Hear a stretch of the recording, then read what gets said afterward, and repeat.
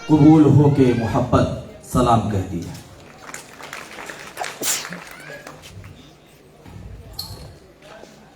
मैं एक चराग हूं, दीवार है न छत मेरी।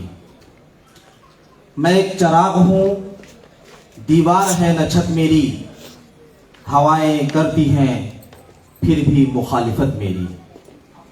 मैं एक चराग हूं, दीवार है न छत मेरी।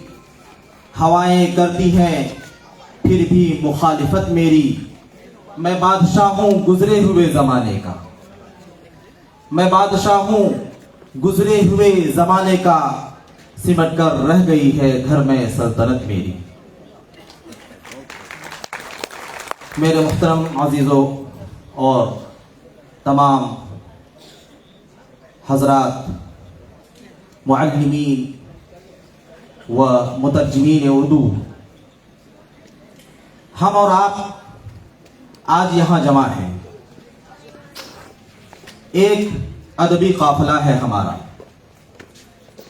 जिस ज़बान व तहजीब के ताल्लुक से आज इस मजमे का इनेकाद है, वह है हमारी ज़बान, वह है हमारा तहजीब, जिसको हम और आप उर्दू के नाम से जानते हैं।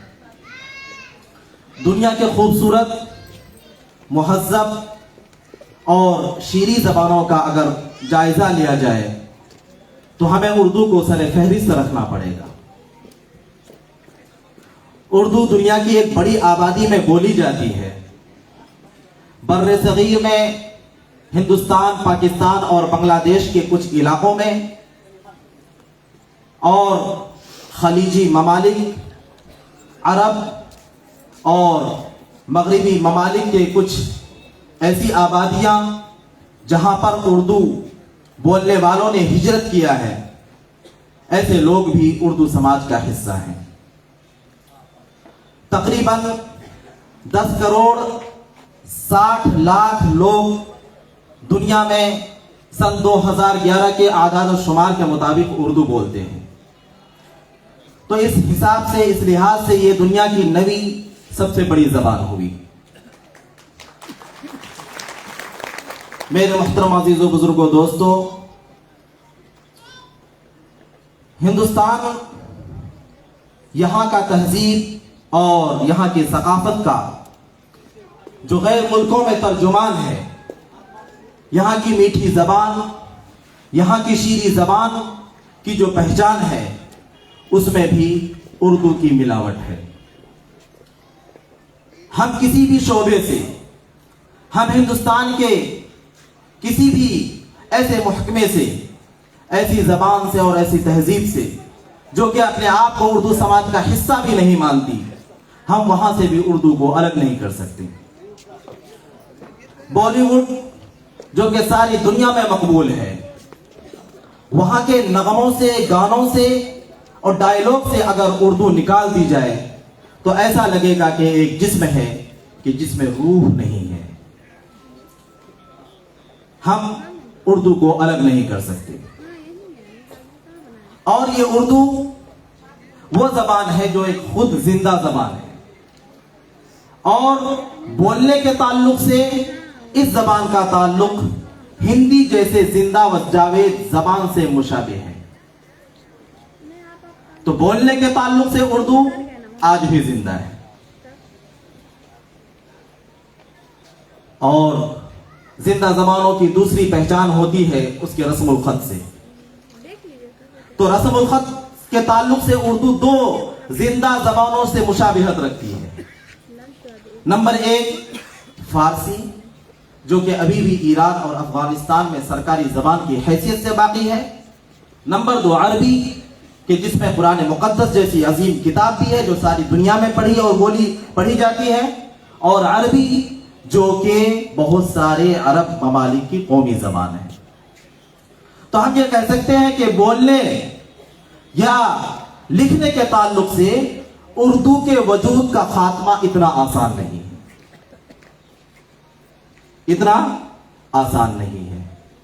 लेकिन मामला यह है कि हमारी और आपकी कुछ कोताही है।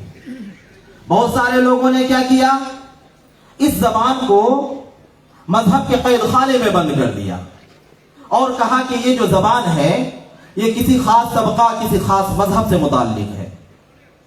लेकिन आज तक उर्दू को मुसलमाना बनाया, उर्दू को मुसलमाना बनाया, गैरों ने बनाया है उर्दू को मुसलमान।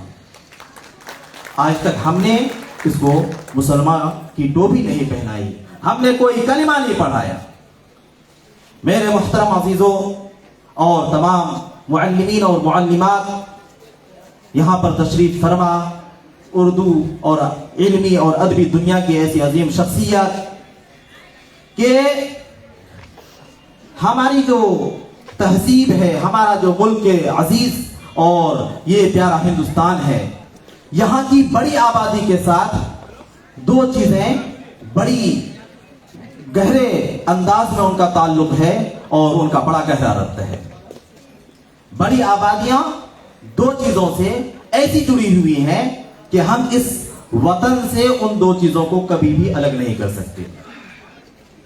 मजहब के ताल्लुक से हिंदू और जबान के ताल्लुक से हिंदी। बहुत सारे ऐसे लोग हैं जो ये समझते हैं कि हम सड़कों के नाम बदल देंगे, हम शहरों के नाम बदल देंगे, हम चीजों के नाम बदल देंगे और इस तरह से हम मौजूद उर्दू का खत्म कर देंगे। तो आप उनसे ये कह दें, ये लफ्ज हिंदी भी और ये लफ्ज हिंदू भी उर्दू जबान में है। इसमें फारसी की या और वाव निस्बती को मिलाकर इन अल्फाज की तख्लीक की गई है। मेरे मोहतरम, ये उर्दू जिसने कभी टोपी नहीं पहनी, ना कभी इसने मजहब का कोई टीका लगाया है, इसने जिस तरह से मस्जिदों के मिंबरों मेहराब से आवाज लगाई है, उसी तरह से गुरुद्वारे में रखे गए गुरु ग्रंथ साहिब के पन्नों का भी शोभा बढ़ाया है। जिस तरह से इस उर्दू ने नात और मनकबत के अशआर को अपने अल्फाज से मुज़य्यन किया है, उसी तरह से इसने भजन और कीर्तन में भी अपने वजूद का एहसास दिलाकर उसकी खूबसूरती में चार चांद लगाया है। और फिर तमाम हिंदुस्तानियों से कहा है कि अरब से जो आई ज़बा में नहीं हूं, अरब से जो आई ज़बा में नहीं हूं, फकत एक ज़बाने मुसलमान नहीं हूं। कोई जाके मेरे उर्दू से कह दे, ये मेरा मका है, मैं मेहमान नहीं। मेरे मोहतरम अजीजों और मेरे तमाम बुजुर्गों, इस उर्दू ने किसी भी शायर से, अदीब से उसका कभी मजहब नहीं पूछा। अल्लामा इकबाल हो या मुंशी प्रेमचंद, मीर गालिब हो या कृष्णचंद, दाग हो या फिराक, रघुपति सुहाय हो, चाहे जो भी हो, जितने भी शायर आए, जितने भी अदीब आए, उन तमाम शायर और अदीब को इन्होंने बेपनाह उल्फत से, बेपनाह मोहब्बत से, बेपनाह शोहरत से और नवाजिशों की बरसात से उन तमाम को अपने आगोश मोहब्बत में लिया। इस उर्दू ने कभी भी इन्होंने किसी के साथ मजहबी तफरीक के साथ वो रवैया नहीं किया। और जब इस वतन अजीज के जो इसका मखरज भी है और इसका मस्कन भी है इस उर्दू का, जिस तरह से उर्दू ने यहां पर जन्म लिया है, यहां पर परवरिश पाई है, तो अपने जन्म होने का और अपनी जाए पैदाइश का इसने मुकम्मल वफादारी का सबूत दिया है कि जंग आजादी के लिए जब इस हिंदुस्तान के अंदर सहाबत का कारनामा, सहाफत का कारनामा अंजाम दिया जा रहा था, तो उस वक्त सबसे ज्यादा अंग्रेजों के मजालिम के खिलाफ अगर हकीकत का आईना किसी सहाफत ने दिखाया है तो वो उर्दू सहाफत ने दिखलाया है। 1857 की बगावत का आंखों देखा हाल जिस अजीम सहाफी ने कलमबंद किया और उसको नशर किया, वो दिल्ली के उर्दू अखबार के अजीम सहाफी मौलवी मोहम्मद बाकर हैं, जिन्होंने इस हकीकत को 1857 की बगावत को मुकम्मल सही और हकीकत अंदाजी के साथ नशर किया और जिसकी पादाश में उन्हें सजाए मौत दे दी गई। इस उर्दू ने वतन के लिए इनकलाबी नारे दिए और उन तमाम अखबारों में, चाहे वो मिरअतुल उरूस हो, चाहे वो जामे जहां नुमा हो, चाहे वो टीपू सुल्तान शहीद रहमतुल्लाह अलैह का वो अखबार जिसको फौजी अखबार के नाम से शाये किया जा रहा था, वो तमाम अखबार, उन तमाम अखबार के अंदर जो मज़ामीन थे, उनकी जो तहरीरें थी, उनके जो अंदर अशआर थे, वो सारी तहरीरें, सारे मज़ामीन और सारे अशआर हिंदुस्तानियों के लिए, जंग अजीम के लिए उनके जज्बात को उभारने का काम कर रहा था। और तमाम हिंदुस्तानियों के दिल में जालिम अंग्रेजों से मुकाबला के लिए जिस शेर ने उभारा था, वो बिस्मिल अजीम आबादी का वो शेर कि सरफरोशी की तमन्ना अब हमारे दिल में है, देखना है जोर कितना बाजुए कातिल में।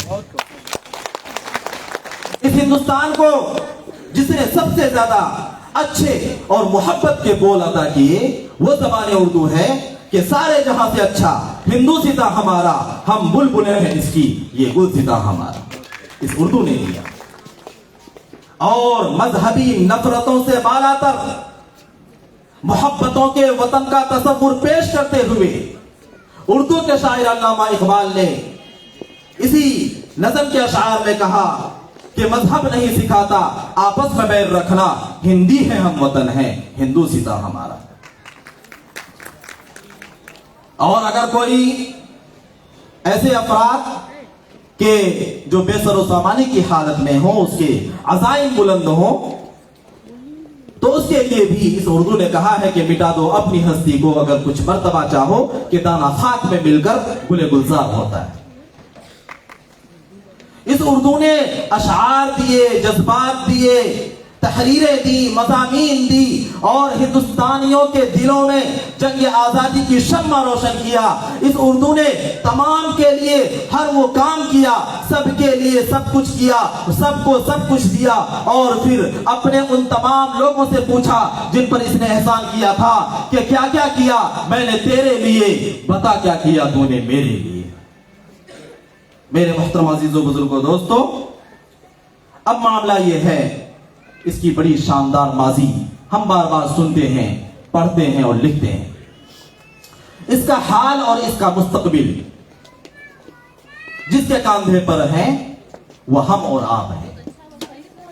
मुझे नहीं लगता कि सूबाई बिहार में इस वक्त से पहले कभी भी उर्दू के इतने अमला, उर्दू मुतरजमीन की हैसियत से, उर्दू मुलाजिमीन की हैसियत से और उर्दू मुअल्लिमीन की हैसियत से माजी में कभी भी बहाल हो, ऐसा कभी भी शायद नहीं था।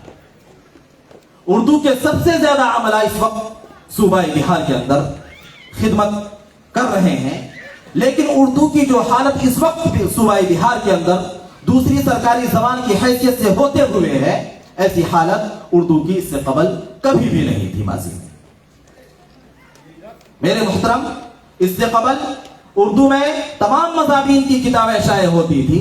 साइंस, जोग्राफिया और तमाम तर वो रियाजियात और तमाम तर वो किताबें जो माहौलियात की तमाम तर क्लासों के सारे मज़ामीन की किताबें उर्दू में शाये होती थी और वो दर्स व तदरीस का हिस्सा थी, उसको पढ़ाया भी जाता था। लेकिन अब उर्दू को सिर्फ एक जबान की हैसियत से हम देख रहे हैं, पढ़ा रहे हैं और सिर्फ वही किताबें शाये हो रही हैं। उर्दू को हमने तमाम सरकारी दफ्तरों से बाहर निकालकर मजहबी कैद खाने में बंद कर दिया। आज उर्दू के बहुत सारे ऐसे मुलाजिमीन और ट्रांसलेटर और मुतरजमीन हैं जिन्होंने उर्दू की खिदमत में, इसकी मुलाजिमत में अपनी जिंदगी गुजार दी, लेकिन उर्दू में एक दरखास्त तो क्या, उन्होंने उर्दू में अपने ऑफिस में कभी लफ्ज उर्दू भी नहीं लिखा। मेरे मोहतरम, अब सिर्फ एक सब्जेक्ट, एक मजमून की हैसियत से उर्दू पढ़ाया जाता है स्कूलों में। इससे अच्छा मजमा और कहां होगा कि जहां पर सारे ऐसे अफराद मौजूद हों जिनका मकसद ही उर्दू की तरवीज व इशाअत हो। शायद कि अभी इस वक्त मुकम्मल हिंदुस्तान के अंदर कोई ऐसा मजमा नहीं होगा, इतनी बड़ी तादाद ऐसे लोगों की नहीं होगी जिनकी मकसद जिंदगी एक हो। हम तमाम लोगों की मकसद जिंदगी एक है। क्या है? फरोग उर्दू, उर्दू की इशाअत, उसकी तरवीज और इस उर्दू को आम करना, इसके रस्म खत को आम करना। आज यहां पर अलिफ बे पे पढ़ाने वाले दर्जाए एक के वो मुअल्लिम जो उंगली पढ़ाकर उर्दू सिखा सकते हैं, उनसे लेकर आज पीएचडी की डिग्री देने वाले ऑफिसर तक यहां पर मौजूद हैं। इसी छत के नीचे सारे लोग मौजूद हैं। हम कितनी दूसरों से शिकायतें करेंगे कि शिकवाए जुल्मते शब से तो कहीं बेहतर था, शिकवाए जुल्मते शब से तो कहीं बेहतर था, अपने हिस्से की कोई शम्मा जलाते जाते।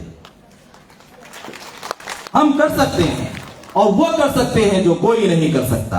आज हमारे पास वसाइल हैं, हमारे पास तादाद हैं, असातिज़ा हैं, मुअल्लिमी हैं, तलबा व तालिबात हैं, उर्दू मुतरजिमीन हैं, मुलाजिमीन हैं। हम चाहें तो उर्दू को बहुत ज्यादा आम कर सकते हैं। हम चाहें तो उर्दू तदरीस को, उर्दू तालीम व ताल्लुम को बहुत ज्यादा आम कर सकते हैं। अगर हम चाहें तो हम कर सकते हैं।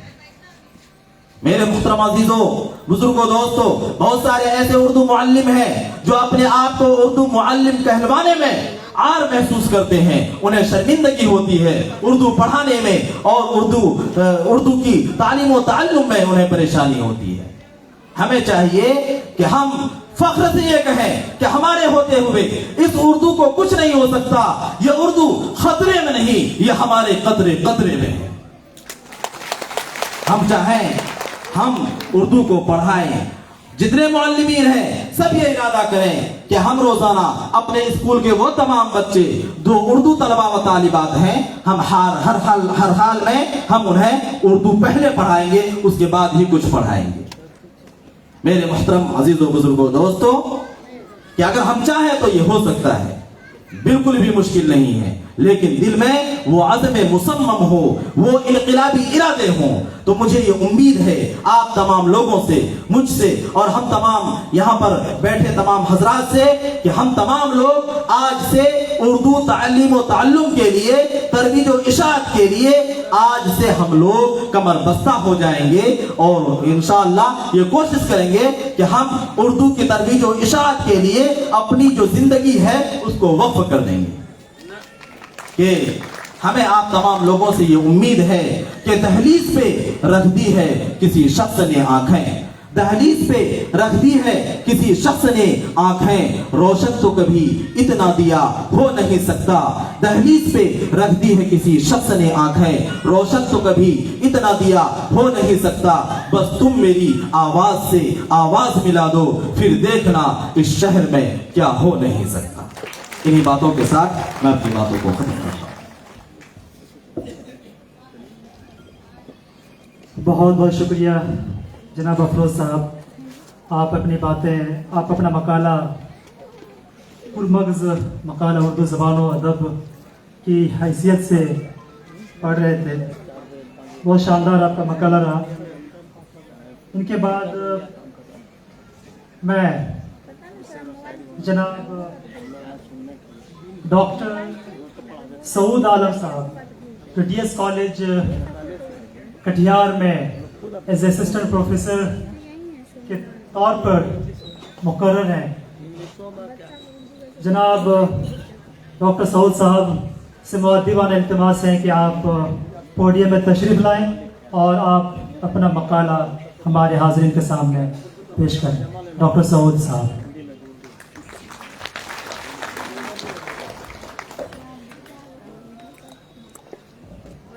शुक्रिया सद्दाम साहब।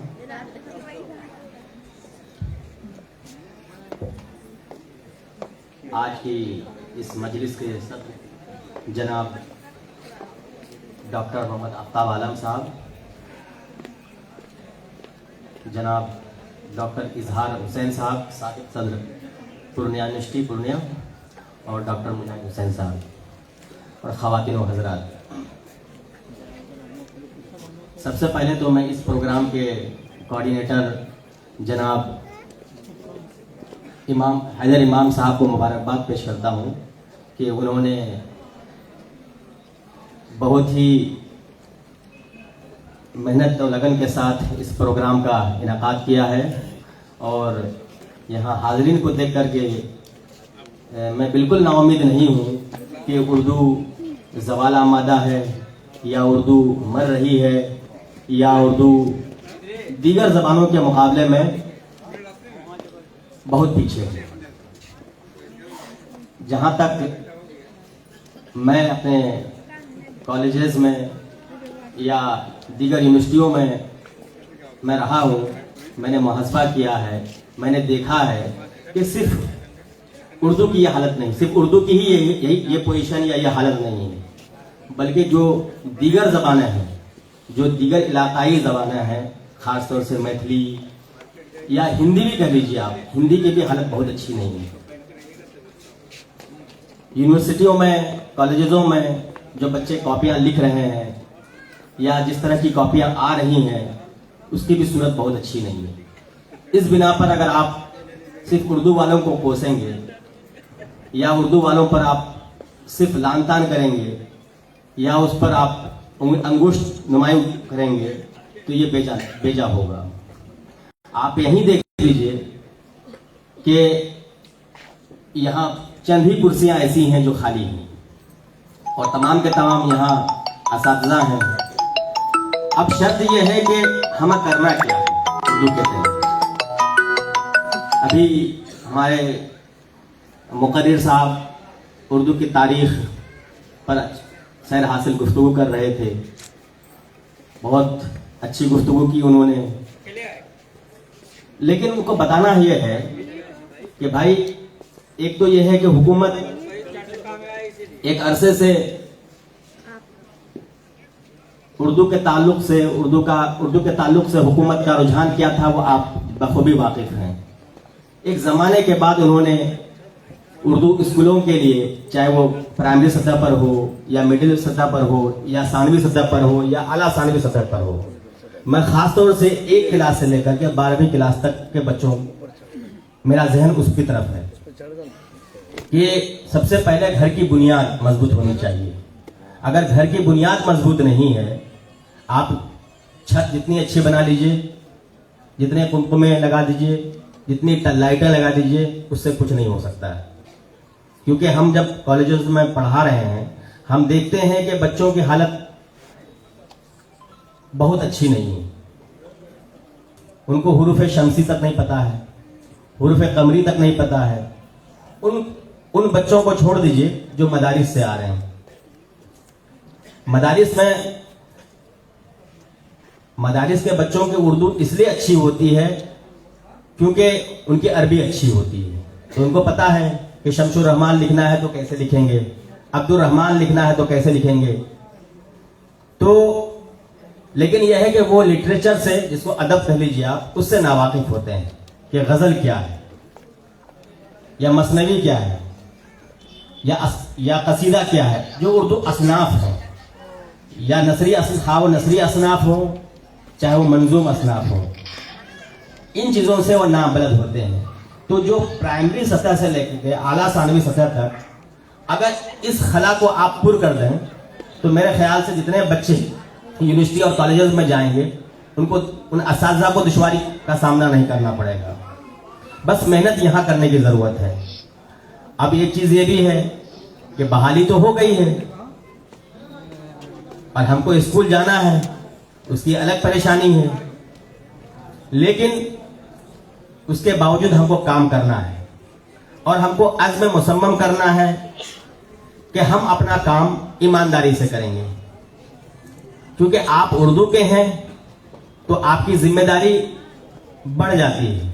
आप अपना मुवाजना, अपना मुकाबला दीगर असातिज़ा से या दीगर सब्जेक्ट के असातिज़ा से न करें, क्योंकि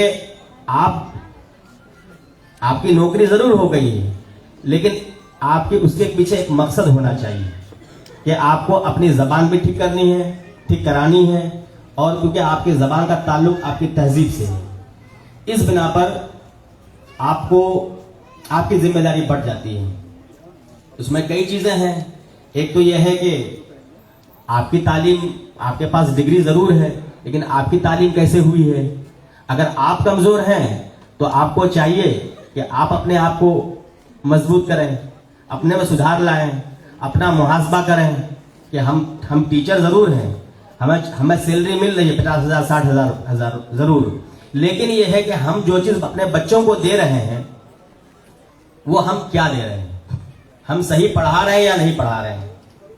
अलिफ बे ही पढ़ा रहे हैं, लेकिन उसका जो अंदाज है, कितनी जल्दी हम कैसे पढ़ाएंगे, अब किस टेक्निक का इस्तेमाल करेंगे कि बच्चा जल्द से जल्द समझ जाए।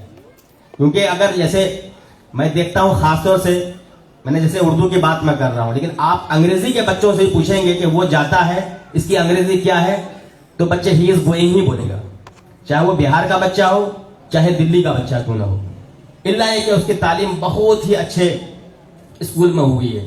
90% मैं यही कह रहा हूं कि वो बच्चा वो जाता है कि जो इंग्लिश बनाएगा वो ही इज गोइंग ही बोलेगा। उसको नहीं पता है कि डू का इस्तेमाल कहाँ है, डज का इस्तेमाल करना कहाँ है, या इज का इस्तेमाल कहाँ करना है, या हैव हैज का इस्तेमाल कहाँ करना है। तो ये जो प्राइमरी चीजें हैं, जो बुनियादी चीजें हैं, ये वहां भी उनकी भी हालत वैसी ही है। हाँ, ये जरूर है कि वो उन चीजों को समझ लेते हैं। अब उर्दू का मामला ये है कि हमने कहा कि आपकी जिम्मेदारी दोहरी हो जाती है। आप जिस मकसद के लिए आए हैं, तनख्वाह जरूर आपको मिलेगी, लेकिन शर्त है कि आपको अपने तई थोड़ा सा अपने आप को समझना पड़ेगा कि हम किस काम के लिए आए हैं। जैसे अल्लाह के रसूल नबी जरूर थे, लेकिन वो एक मकसद के तहत आए थे। अल्लाह के चाहते तो अंबिया कहीं भी पैदा हो सकते थे, लेकिन अल्लाह के रसूल की बेअसत वहां पर हुई जहां डार्कनेस था, जहां अंधेरा था। तो इन चीजों को मद्देनजर रखते हुए आपको अपनी जिम्मेदारी समझनी होगी कि हमें उर्दू के तई उर्दू का फरोग कैसे करना है। आज का मौजू ही यही है। तो एक तो यह है कि मेरा जो मौजू है उर्दू जबान के तलफ़ुज़ के हवाले से है कि हम जो लफ्ज़ बोलते हैं, हम जो लफ्ज़ बोल रहे हैं वो हम कितना सही बोलते हैं। एक तो यह है कि अगर आपकी पढ़ाई अच्छी हुई है, आपके असातिज़ा ने जो बुलंद खानी कराई है, तो जाहिर सी बात है आप भी अपने बच्चों तक वैसे ही, आप तक वो बात जैसे पहुंचेगी वैसे ही आप अगले तक पहुंचाइएगा।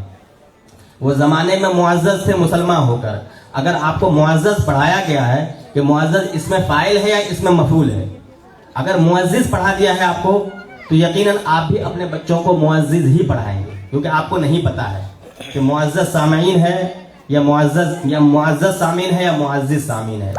या इसी तरह और भी कई अल्फाज हैं। जैसे अल्लामा इकबाल का ही एक शेर है, कभी ए हकीकत मुंतजर नजर आली बासे मजाज में।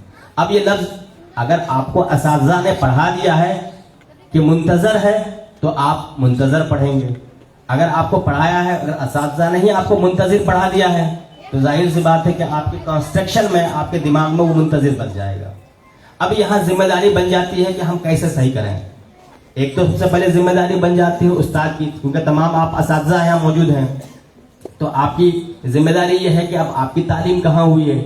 कुछ हमारे यहाँ ऐसे हमारे सीनियर भी बैठे हुए हैं, हमारे यहाँ इस दरमियान, आपके दरमियान हमारे सीनियर हजरात भी बैठे हुए हैं, और वो मदरसे के फारिगीन हैं, तो उनको तो पता है कि भाई इसमें फाइल क्या है, इसमें मफूल क्या है।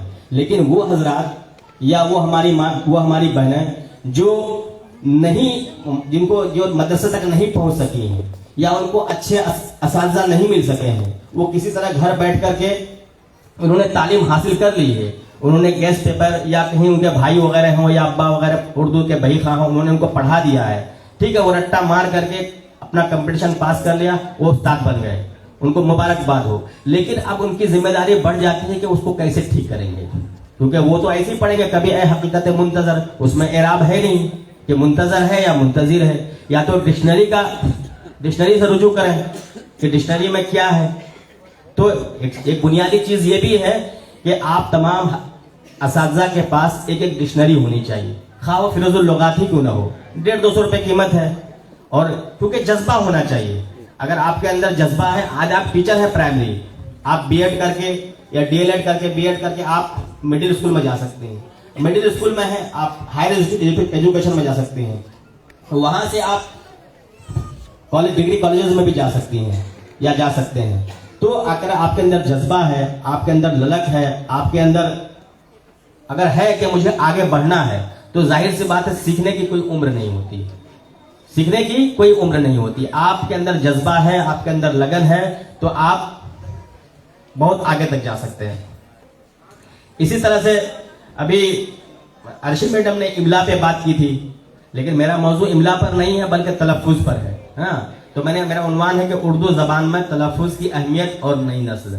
मैं इसमें से चंद इक़्तिबास पढ़ देता हूँ कि जब हम किसी को ये बोलते हुए सुनते हैं कि आपका तलफ़ुज़ सही नहीं है, तो हमारा जहन फौरन उसकी अदायगी और तर्ज तकल्लुम की तरफ जाता है कि उसकी तहरीर और लिखावट की तरफ जाता है। मिसाल के तौर पर जो मैंने अभी मिसाल दी, कभी ए हकीकत मुंतजर नजर आली बासे मजाज में कि हजारों सजदे तड़प रहे हैं मेरी जबीने नयाज में। इसमें कई चीजें हैं, एक तो खास तौर से मुंतजर की तरफ जो मैंने इशारा किया, दूसरी चीज इजाफत के ऊपर भी है कि मेरी जबीने नयाज में। अगर नहीं पता है आपको तो आप इजाफत नहीं देंगे। इसी तरह से एक लफ्ज है मुसव्विर, एक लफ्ज है मुसव्वर। हाँ, दिल्ली के न थे कूचे और आते मुसव्विर थे, जो शक्ल नजर आई तस्वीर नजर आई। इस तरह से एक लफ्ज आता मुअल्लिफ, एक लफ्ज आता है मुसन्निफ। आप किसी किताब को देखती हैं या देख रहे हैं तो उसमें लिखा होता है मुसन्निफ। अगर आपको नहीं पता है कि मुसन्निफ है या मुअल्लिफ है, मुसन्नफ है या मुअल्लिफ है या मुअल्लफ है या मुअल्लफा है, तो वहां भी आप खता करेंगे। तो खास तौर से इन चीजों पर आपका जहन जाना चाहिए, और नहीं है तो फिर आपको डिक्शनरी की तरफ रुजू करना चाहिए। और वहां से भी अगर नहीं हो रहा है तो अपने सीनियर असातिज़ा से आप राब्ता करें, उनसे सीखें। जैसे एक गालिब का एक शेर है कि चिपक रहा है बदन पर लहू से पैरहन, हमारे जैब को अब हाजत रफू क्या है। अब एक लफ्ज जैब है, एक लफ्ज जेब है। हम सब जेब बोलते हैं कि हमारे पॉकेट में जो जेब है ये जेब है, और एक जैब है, तो दोनों में फर्क है। अब इन दोनों में क्या फर्क है, आपका जहन जाना चाहिए कि भाई एक ही लफ्ज है, लिखा एक ही तरह जाएगा, चाहे जेब लिखिए चाहे जैब लिखिए, लेकिन अब दोनों के माने अलग हैं। तो जाहिर सी बात है जब आप डिक्शनरी से राब्ता करेंगे, एक उस्ताद वही है, डिक्शनरी है, और वहां से भी अगर हल नहीं हो रहा, समझ में नहीं आ रही है, तो अपने सीनियर असातिज़ा जो प्रोफेसरान हैं आप उनसे राब्ता कीजिए, जिनको लगता है आपको कि हाँ ये आपकी मदद कर सकते हैं, आपकी रहनुमाई कर सकते हैं, तो वहां तक आप पहुंचिए। इसी तरह से मैंने मकतूबी मलफूजी अल्फाज है, खास तौर से आप जो जिन बच्चों की आप तरबियत कर रहे हैं वो छोटे छोटे बच्चे होते हैं, तो उन जगहों पर मकतूबी अल्फाज या मकतूबी या मलफूजी अल्फाज, मकतूबी मलफूजी मतलब जो अल्फाज हम लिख रहे हैं, जैसे बिल्कुल है तो बिल्कुल में बे अलिफ लाम काफ और लाम लिखते हैं। बालेकुल जैसे इंग्लिश में होता है नॉलेज, तो जब नॉलेज बोलते हैं तो वो शुरुआत किससे है, के से है, लेकिन लग रहा है क्योंकि के साइलेंट है वहां, लग रहा है कि नॉलेज हम एन से शुरू करेंगे। इसी तरह से उर्दू में भी बहुत सारे अल्फाज ऐसे हैं, जिसे लिखेंगे बालेकुल लेकिन पढ़ेंगे क्या है, बिल्कुल। अब ये क्यों है एक अलग बहस है, क्योंकि ये क्लासिकल अल्फाज हैं, इसको हमारे लोग ऐसे ही लिखते हुए आए हैं, इस वजह से हम लिखते ऐसे ही हैं, लेकिन उसका तलफ़ुज़ जो है, उसकी अदायगी जो है वो डिफरेंट है। ये खास तौर से जो शोरा हजरात हैं, ये इसके बारे में वो बेहतर जानते हैं, क्योंकि वो इल्म अरूज से तो कुछ वाकिफ होते हैं, तो उनको समझ में आती है कि भाई कहाँ वजन क्या है, कहाँ बहर क्या है, लिखेंगे ऐसे, इसलिए मैंने मकतूबी और मलफूजी का लफ्ज इस्तेमाल किया। इसी तरह से हुरूफ शमशी, हुरूफ कमरी। अब हुरूफ शमशी क्या है, हुरूफ कमरी क्या है, इन चीजों को दुरुस्त करने की जरूरत है। खास तौर से कल ही मैं अपने स्कूल में मेरे बच्चे से मैंने पूछा कि भाई बच्चों लिखो, मेरे दिमाग में आसार सनादिर लिखवाऊं, लेकिन मैंने कहा यह बहुत मुश्किल हो जाएगा, बीए के बच्चे थे। मैंने उनसे लिखवाया कि कुरान पढ़ी हो, हाँ, तो मैंने लिखा कि पढ़ो शमशुर रहमान लिखो। अब बच्चे लिख ही नहीं पाए, मैंने 10 अल्फाज से लिखाए, बीए पार्ट 1 के बच्चे की बात कर रहा हूं, 10 के 10 अल्फाज गलत थे, और एक नहीं तकरीबन क्लास में 12-13 बच्चियां थी, सबकी यही हालत है। लड़के तो खैर आ ही नहीं रहे हैं, कॉलेजेस में लड़कों की पोजीशन बिल्कुल भी नहीं है, बाई चांस एक आध आ जाए तो एक अलग मसला है, 99% लड़कियां होती हैं। अब वो बच्चियां आती भी हैं किसी तरह से, बहुत दूर दूर से आती हैं। मैं कटिहार में हूं डीएस कॉलेज में, बच्चियां कहां से पढ़ने आती हैं पीजी कॉलेज में, बारसोई से, तेलता से, एक बच्चा जाता है यहाँ से डगरवा से, अब बच्चा ये यहाँ के बच्चे वहां जा रहे हैं, इतनी मेहनत से जाते हैं। मुझे अर्शी मैम ने फोन किया कि सर आपको यहाँ आना है। मैं दिल की बात बता रहा हूं कि मैंने मना कर दिया कि नहीं मुझे नहीं जाना है। पूछा क्यों? मैंने कल शाम में मेरी मुलाकात हुई, मैंने कहा कि आज जो मेरे बच्चे वहां आएंगे, वो तेलता से कोई बच्ची आती है 100 रुपया खर्च करके और ट्रेन इस पुरखतर रास्ते में, उसकी जवाबदेही कौन देगा? क्योंकि हम तो वहां मिलेंगे नहीं। आपको लग रहा होगा प्रोफेसर हैं बहुत अच्छे हैं, लेकिन नहीं, ऐसा नहीं है। हमारे ऊपर जो बर्डन है, हमारे ऊपर जो जिम्मेदारी, वो हम ही जानते हैं। अपना दुख, अपना जख्म, अपना दर्द वही इंसान जानता है जो उसको झेल रहा होता है। लेकिन बावजूद इसके कम से कम अगर आप अपने सतह पर, प्राइमरी सतह पर या मिडिल सतह पर या आला सतह पर इन चीजों की दुरुस्तगी कराते हैं। एक खासतौर से बच्चों से डेली इमला लिखवाएं, एक पेज लिखवाने का है, उनको चेक करें और उनकी रीडिंग कराएं। जैसे हम लोग सेमिनार कराते हैं कि बच्चे आओ यहाँ, इसको पढ़िए, एक एक लफ्ज की दुरुस्तगी कराते हैं। तो ये जो बुनियादी चीजें हैं, इसकी दुरुस्तगी करनी है। बस इतना अगर आप आइंदा अपनी नस्ल के लिए कर दें, यही उर्दू के लिए काफी है। बहुत बहुत शुक्रिया।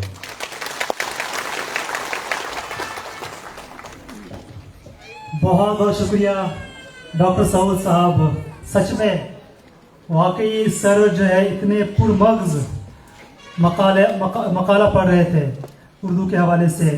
अजब लहजा है इसकी गुफ्तगू का, अजब लहजा है इसकी गुफ्तगू का, गज़ल जैसी ज़बान वो बोलता है। आप लोगों को बता दूं, जनाब डॉक्टर सऊद साहब की किताब मंजर आम पर है, उर्दू बिगिनर्स। उर्दू बिगिनर्स ये एक ऐसी किताब है जो उर्दू के क़ारीन, नए जो न्यू रीडर्स हैं, बिगिनर्स हैं, उर्दू को जानना सीखना चाहते हैं, उनके लिए ये किताब बहुत ही मुफीद और कारआमद किताब है। इस किताब को आप परचेज कर सकते हैं, खरीद सकते हैं। बहुत ही मुफीद किताब है। उर्दू ग्रामर और बेसिक से उस किताब में जो है उर्दू जबान को सीखने के हवाले से ये किताब काफी मददगार साबित हो सकती है। इनके बाद मैं डॉक्टर मोहम्मद साकिब अनवर साहब, सदर शोबा उर्दू, किसान डिग्री कॉलेज अमोर पूर्णिया को मैं दावत देना चाहूँगा कि सर आप आएँ पोडियम पे और अपना मकाला पेश करें। सर के लिए तालियों से अपना वेलकम करें। शुक्रिया। मैं जनाब सदर की इजाज़त चाहता हूँ। उर्दू ज़बान फ़रोग़ के सिलसिले में पूर्णिया में एक अहम नाम प्रोफेसर अहमद हसन दानिश का है। प्रोफेसर अहमद हसन दानिश बहैसियत अफसाना निगार मेरा मकाला का मौजू है। प्रोफेसर अहमद हसन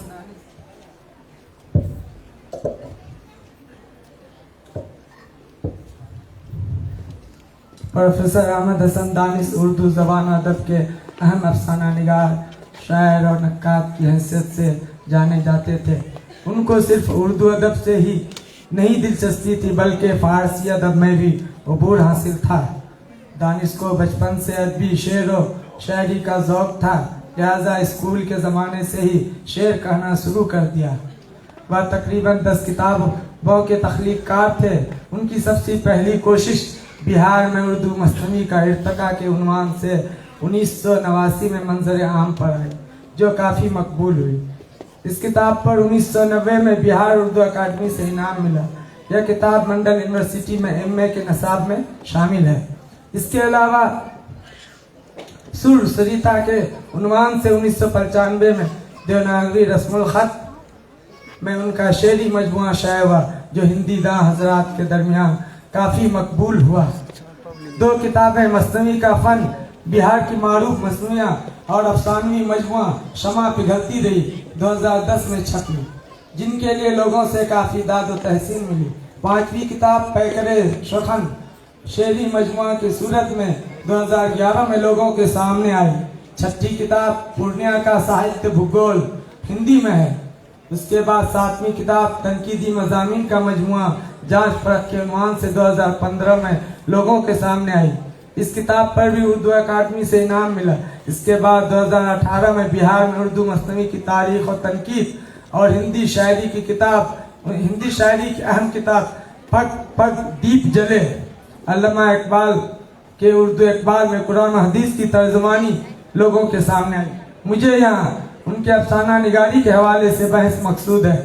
अफसाना निगारी के मैदान में प्रोफेसर दानिश को बड़ी कुदरत हासिल है। उनकी कहानियों में हमें जिंदगी की भरपूर तर्जुमानी नजर आती है। दानिश अपने माशरे में गुजर बसर करने वालों की जिंदगी बहुत नजदीक से देखा और अपने मुशाहदात को बड़ी हुनरमंदी से अल्फाज के पैकर में ढाल दिया था। शमा पिघलती रही प्रोफेसर अहमद हसन दानिश का अफसानवी मजमुआ है जिसमें कुल 14 अफसाने हैं। मजमुआ में शामिल अफसाना से यह जाहिर होता है कि तख्लीक़कार ने खुद को शमा से ज्यादा अपने आप को पिघलाया है। कहानी के मुताला से यह अंदाजा होता है कि यह पूरी तौर पर रूमानी है, जो मजमुआ का नाम भी है और मजमुआ का पहला अफसाना भी है। अफसाना का मरकजी किरदार मुसर्रत का है, जो शमा की तरह रोशन होकर हर किसी के लिए मोहब्बत से पेश आती है। वह सफ़ी नाम के लड़का से मोहब्बत करती है। दोनों की मोहब्बत परवान चढ़ती है। इसका इजहार कहानी का हीरो शफी इन अल्फाज में करता है, कोट, अब हम दोनों काफी करीब हो गए हैं। एग्जीक्यूशन पार्टी वापस आ चुकी थी। कॉलेज मामूल के मुताबिक चल रहा था। मुसर्रत के रवैये में काफी तब्दीली आ गई थी। अब इसकी मीठी मीठी निगाहें किसी को ढूंढती रहती थी और वह मैं ही था। अब वह मेरी तरफ खींची जा रही थी। अब जज्बात के धारे रुख फेर लिया था। अब वह मेरी कुर्बत के मुतमन्नी थी। मेरे बगैर अब वह एक लम्हा न रह सकती थी।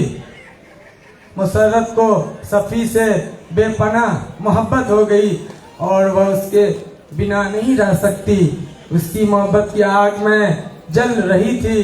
शफी को अपनी निगाह में हमेशा ढूंढती रहती थी। आखिर में कहानी एक चौंका देने वाले जुमले से इख्तिताम पजीर हो जाती है। पेश नजर अफसाना का आखिरी इक़्तिबास, कोट, मैंने मुसर्रत को शादी का ऑफर पेश किया लेकिन वह बहुत जज्बाती हो गई है। नहीं शफी, नहीं, वक्त निकल चुका है। अब मैं तुमसे शादी नहीं कर सकती। मुझे जल जाने दो, शमा की तरफ पिघल जाने दो। यह कहानी निस्वानी जज्बात की मदद से बनी है और इसीलिए इसमें बेपनाह तासीर है जो सामे को अपनी तरफ खींचता है। बकौल डॉक्टर रिजवानुल हक नदवी, मुसर्रत के फैसले के लिए क्या क्या नफ्सियाती उलझन मुहर्रिक हैं, किन हालात का इससे एक मगरूर हसीना बनाने में हाथ है, कैसे कैसे मोड़ उसकी जिंदगी में आए, ज़ाहिरी गुरूर के बारे में मुसर्रत कैसी कैसी शिकस्त व रेत से दो चार हुई। शफी की पुरखुलूस पेशकश को अपना सहारा बनाने पर वह क्यों आमादा न हुई। कहानी का चौंका देने वाला इख्तिताम बताता है कि दानिश के यहाँ हसीन लफ्जों का जखीरा है जिसे इस्तेमाल करने का हुनर उनको आता था। इस तरह अफसाना लकीरें की रेखा जो अपने हाथ की लकीर से इस तरह गमजदा है कि वह अपने महबूब रवि के लिए शादी की पेशकश ठुकरा देती है। एक ज्योतिष से ने बता रखा था कि अगर उसे अपना हम सफर बनाती है तो वह मर जाएगा। पेश है अफसाना का यह इक़्तिबास, कोट, तुम कुछ भी कहो शोभा, मेरा दिल नहीं मानता। ज्योतिष विद्या कोई झूठी विद्या नहीं है। मैं सच कहती हूँ, अगर मेरी शादी रवि से हो गई तो रवि मर जाएगा। मैं उसे हमेशा जिंदा देखना चाहती हूँ, भले ही वह किसी का जीवन साथी बनकर उसकी जिंदगी पर छा जाए, अपने जीवन का सारा रंग दे दे, लेकिन वह जिंदा रहे। मैं यही चाहती हूँ। मैं सब कुछ बर्दाश्त कर सकती हूँ लेकिन रवि की मौत बर्दाश्त नहीं कर सकती। मैं पागल हो जाऊंगी, मैं मर जाऊंगी। शोभा इस तरह रेखा हाथ की लकीरों की उधेड़बुन में यूं खोई रही जिसे उसका सब कुछ खो गया हो, अनकोट। उसके बाद लकीर ने रेखा को यही बताया कि अगर वह शादी करेगी तो उसका सुहाग गुजर जाएगा, क्योंकि उसको ज्योतिष और विद्या पर इस कदर भरोसा था कि वह ज्योतिष की बात को जरा भी गलत मानने के लिए तैयार नहीं थी। उसकी बात को बिल्कुल सच मान रही थी। इसलिए उसने अपने महबूब की हयात की खातिर शादी से इनकार कर दिया था। इस तरह एक अफसाना अमूल के उन्वान से है, जिसमें प्रोफेसर दानिश ने गरीब और मजलूम तबके की बेबसी को उजागर करने की भरपूर कोशिश की है। एक औरत अपने अपाहिज शौहर और बच्चों की परवरिश मजदूरी करके करती है और शीरखार बच्चा को अपनी छाती से दूध न मिलने की वजह से डॉक्टर के मशवरे से अमूल खरीदना चाहती थी, लेकिन वह मजबूर है। चुनांचे डॉक्टर के मशवरों पर अमूल का डब्बा खरीदने का दिल में मुसम्मम इरादा कर लेती है और अपनी रोजाना की 6 रुपए की मजदूरी से 4 आने निकाल कर 2 महीने में 15 रुपए जमा कर लेती है। इक्तबास मुलाजा कोट 2 महीने में पैसे जोड़कर उसने 15 रुपए कर लिए थे। आज उसके सामने भरपूर सूरज था, लेकिन उसमें वह तमाज़त न थी जो उसे मजदूरी करते वक्त पिघलाती रहती थी। आज का सूरज उसके लिए उम्मीद की किरण लेकर उभरा था।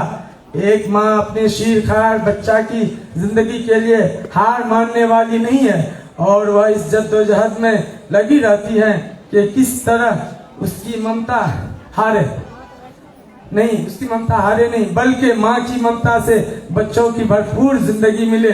इसलिए अपने आप को किसी तकलीफ की चक्की में झोंक देती है। उसकी थोड़ी सी मिसाल झलक मंदरजा झेल इक़्तिबास में नजर आती है।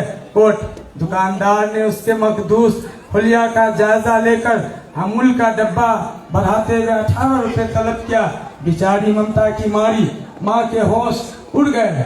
उसने बड़ी बेबसी से 15 रुपए की रेजगाड़ी बढ़ाकर इल्तजा की। मेरे पास यही 15 रुपए हैं, जिसे कई बच्चों का पेट काट कर इस बच्चे के लिए बचाया। 2 महीने पहले इसकी कीमत 14 रुपए ही थी। या रेजगाड़ी ले लो और मुझे अमूल दे दो, वरना मेरा बच्चा मर जाएगा। मैं उसे कब तक धोखा देती रहूंगी। सूखी छाती चटाकर देखो, इसके होंठ खुश्क हो रहे हैं। मैं बकिया पैसों के लिए तुम्हारी मजदूरी कर दूंगी। दानिश की यह कहानी मौजूदा समाजी हकीकत पसंदी की बेहतरीन मिसाल है, जिसमें उन्होंने आला तबके की बेहसी व अखलाकी कदरों की दिवालियापन, गरीबों की बेकसी व मजलूमी को बड़े मौसर अंदाज में बयान किया है। इस अफसाना में एक लाचार माँ अपने बच्चे की परवरिश के लिए अमूल का डब्बा नहीं ले पाती। प्रोफेसर अहमद हसन दानिश के अफसानों में एक तरफ रूमानियत की झलक है तो दूसरी तरफ समाजी हकीकत पसंदी का गहरा रंग दिखाई देता है। मौसूफ को समाज के उस निजाम से नफरत है जो गरीबों और मजदूरों पर जुल्म करता है और अमीर और गरीब की दीवार खड़ी करता है। क्योंकि प्रोफेसर दानिश ने इस समाज में रहकर जिंदगी गुजारी है, इसलिए उनको समाज के हर अच्छे बुरे से आ गई थी। प्रोफेसर फिर वह जिस शोबे से मुंसलिक थे उसमें हर किस्म के हालात से दो चार होना पड़ा होगा, इसलिए उनके अफसाने में मौजूदा दौर की हर अच्छी बुरी बातें मौजूद है। मसलन शमा पिघलती रही में जिंदगी की भरपूर रूमानियत और रानाई मौजूद है, जबकि दूसरे अफसाने लकीरें में औरत की नफ्सियात का मुताला है और अफसाना अमूल में गरीब गुर्बत और महंगाई की मारी मजलूम और बेबस औरत की बेबसी पाई जाती है। उनका अफसाना आसादीद हुब्बुल वतनी के जज्बे से लबरेज है। कर्नल सुरेश अपनी सुहाग की रात ही में वतन की पुकार पर अपनी उरूस सावित्री को छोड़कर रंग पर रवाना हो जाता है और कई मरहले में फतेहयाब होकर आखिर में शहीद हो जाता है। सावित्री पर इस तरह गहरा असर पड़ता है, लेकिन वह सब्र और तहम्मुल से काम लेती है और दिल को समझाने में कामयाब हो जाती है। सब्र तहम्मुल के इस पैकर की तर्जमानी अफसाना निगार ने बड़े मुअस्सर अल्फाज में इस तरह पेश किया है। इक़्तिबास मुलाहिजा हो। कोट वह सरतापा सफेद लिबास में मलबूस शहीद वतन कर्नल सुरेश की समाधि पर सलामी दे रही थी। उसके चेहरे पर जीवन साथी से जुदाई की कसक और शहीद वतन की अजमत की झलक नुमायां थी और इसकी शख्सियत से भरपूर तमानत टपक रही थी। उसे अपनी बेवगी का जरा भी मलाल न था, बल्कि मादरे वतन के लिए अपनी सुहाग की शहादत पर फख्र महसूस कर रही थी। यह लाश जिंदगी मैं अफसाना निगार ने समाज के अंदर होने वाली कौमी तफरीक का नक्शा खींचा है और इसकी कड़ी शक्ल को उजागर कर गया है। हमारे मुल्क में बैन कौमी फसादात की वारदातें आए दिन हुआ करती हैं। इसमें से एक फसाद का जिक्र अफसाना में अफसाना निगार बड़े मुअस्सर अंदाज में पेश किया है। मुस्लिम कौम की नुमाइंदगी करीम कर रहा है और हिंदुओं का नुमाइंदा किरदार किशन का है। दोनों दोस्त हैं और दोनों जज्बाती एतबार से बहुत गहरे दोस्त हैं, लेकिन फसाद ने एक तरफ किशन की जान ले ली और दूसरी तरफ नूर ने जान गंवा दी। इस अंधोनाक मंजर को प्रोफेसर दानिश ने एक गमनाक अंदाज में पेश किया है, जिसका असर सारी फिजा पर है और सारे माहौल पर है। इक़्तिबास कोट, गम व खौफ का यह मंजर सारी फिजा पर मुसल्लत था। मोहल्ले के कुत्ते भी अपने अपने जानवरों में सच पाए खामोश पड़े हुए थे। वह आज सांस लेने में भी एहतियात बरत रहे थे, जो कल तक जिंदगी की अलामत थे। सारा मोहल्ला मरा पड़ा था और उसके मकी अपनी अपनी कब्रों में बेहस व हरकत पड़े थे। वह करवट बदलने में भी एतराज कर रहे थे ताकि इनके वजूद का पता न चल सके। अफसाना निगार ने आखिर में कहानी को और मौसर बना दिया। मौजूदा समाज का एक बड़ा अलमिया है। आखिरी मंजर देखें। कोट, सबकी आंखों में आंसू तैर रहे थे।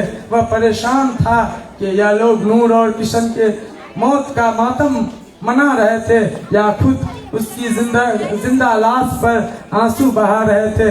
न जाने नूर और किशन की माएं कब तक राह तकती रहेंगी। इसी तरह प्रोफेसर दानिश ने अपने अफसाने दो ढूंढने वाले, ऐसे रहबर ऐसे रहजन, सैलाब, बेचारगी, अधूरा खत और ख्वाबों का शीश महल में असर हाजिर के दर्द और गम को उजागर करते हुए बहुत कामयाब तस्वीर कसी की।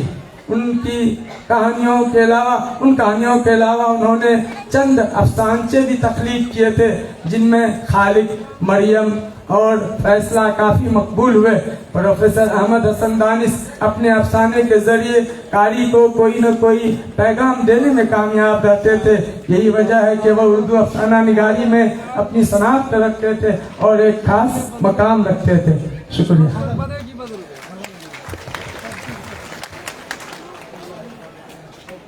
बहुत बहुत शुक्रिया जनाब डॉक्टर साकिब अनवर साहब। अपने मकाले से अब तमाम सामीन को महसूस कर रहे थे।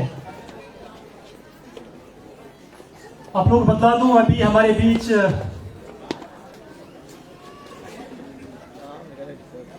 वीडियो मोहतरमा ब्लॉक तरक्याती अफसर मोहतरमा नूतन कुमारी बाइसी हमारे यहाँ हमारे बीच तशरीफ फरमा चुकी है। मैम के लिए आप सबों से गुजारिश है कि तालियों से मैम का इस्तेमाल करें। जोरदार तालियों से आप तमाम मालिमीन से गुजारिश है कि मैम का इस्तेमाल करें। मैम शेर व शायरी और उससे बहुत शगफ रखती हैं। तो मैम अपनी तमाम मसरूफियात के बावजूद अभी निर्वाचन भी अभी जोरों पर है, पैक्स निर्वाचन, इन सभी चीज़ों को देखते हुए मैम अभी तमाम मसरूफियात के बावजूद आज यहाँ पे तशरीफ लाई है। मैम का जिला उर्दू ज़बान से पूर्णिया की तरफ से एक दिली खैर मकदम है। मैम के लिए गुलपोशी के लिए मैं डॉक्टर अर्शी से गुजारिश करूंगा कि मैम को गुलपोशी से इस्तेमाल करें। डॉक्टर अर्शी खातून।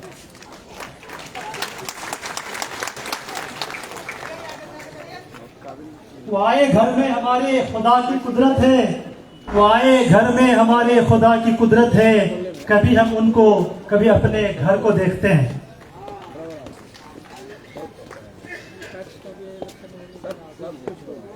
मैम की खिदमत के लिए पेशे खिदमत एक उर्दू नज्म के लिए मैं एक उर्दू मुअल्लिम जनाब नाजिम अख्तर को दावत सुखन दूंगा कि वो पोडियम में तशरीफ लाएं और हमारी मोहतरमा नूतन कुमारी मैडम के लिए आप अपना कलाम पेश करें। जनाब नाजिम अख्तर साहब। बहुत शुक्रिया। अस्सलाम वालेकुम। उर्दू के मोहब्बत के हवाले से एक नज्म है। जाए जो कुछ नहीं, हाँ बराबर आती है तो सब कुछ आता है, टैलेंट है। ये बड़ी खुशी और प्राउड की बात है कि प्रशासनिक अधिकारी भी इस तरह के फरोग उर्दू सेमिनार में भाग ले रही हैं। तो इससे ये साफ जाहिर है कि हमारी जो हुकूमत है और हमारी जो रियासत है वो भी इस उर्दू जबान के फरोग के लिए उतनी ही तत्पर है। तो मैं अपनी नज़म आपके हवाले करता हूँ और ये मैं मैम को ही संबोधित करता हूँ। थोड़ी सी मेहनत और सही चर्चाए तमाम होने को है। थोड़ी सी मेहनत और सही चर्चाए तमाम होने को है। सारी दुनिया में अब उर्दू ज़बान पेशे इमाम होने को है। सारी दुनिया में अब उर्दू ज़बान पेशे इमाम होने को है। इनकी लफ्जों में है वो दिलकशी और जुबान में रखी है वो चाशनी। इनके लफ्जों में है वो दिलकशी और जुबान में रखी है वो चाशनी। सुन के ऐसी इनकी आहो फुगा पत्थर दिल भी गुलाम होने को है। सुन के इनकी ऐसी आहो फुगा पत्थर दिल भी गुलाम होने को है। थोड़ी सी मेहनत और सही मीर का दर्द और गालिब का फन अल्लामा का वो शाहीपन। मीर का दर्द और गालिब का फन अल्लामा का वो शाहीपन। इनके नक्शे कदम पर अभी यहाँ लाखों कलाम होने को है। इनके नक्शे कदम पर अभी यहाँ लाखों कलाम होने को है। थोड़ी सी मेहनत और सही हो कोई खुशियों की महफिल या तन्हाई का हो लम्हाए गम। हो कोई खुशियों की महफिल या तन्हाई का हो लम्हाए गम। हर तर्ज़े सुखन मौजूद यहाँ ये चर्चाए आम होने को है। हर तर्ज़े सुखन मौजूद यहाँ ये चर्चाए आम होने को है। थोड़ी सी मेहनत और सही मक्ता हवाले करता हूँ। नाज़िम तुम यूं ही करते रहो उर्दू की पैरवी चारों तरफ। नाज़िम तुम यूं ही करते रहो उर्दू की पैरवी चारों तरफ। कोई कोई गोशाए दिल खाली ना रहे, कोई गोशाए दिल खाली ना रहे, फिर जो चाहो मकाम होने को है, कोई गोशाए दिल खाली ना रहे, फिर जो चाहो मकाम होने को है, थोड़ी सी मेहनत और सही। शुक्रिया। बहुत बहुत शुक्रिया नाज़िम अख्तर साहब, आप अपनी नज़्म से तमाम सामीन, हाजरीन और डायस पर तशरीफ़ फरमा हमारे तमाम प्रोफेसरान और हमारी मोहतरमा वीडियो मैडम सबों को महसूस कर रहे थे अपने कलाम से, अपनी नज़्म से। मैं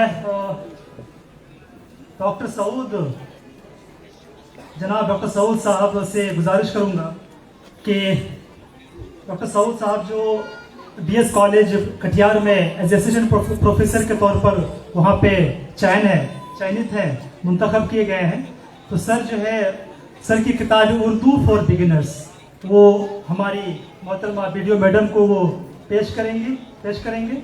डॉक्टर सऊद साहब से गुजारिश है कि वो आए और मैम को अपनी किताब पेश करें। फोटोग्राफर इस तस्वीर को अपने कैमरे में कैद करेंगे।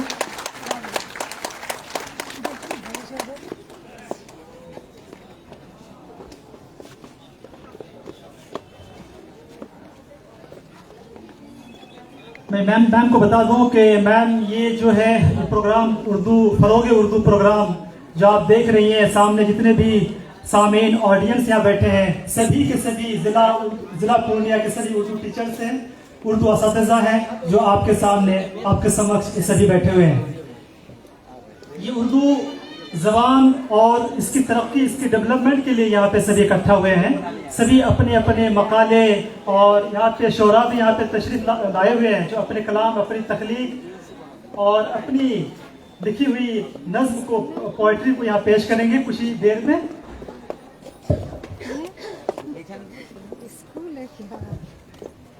मैम जो है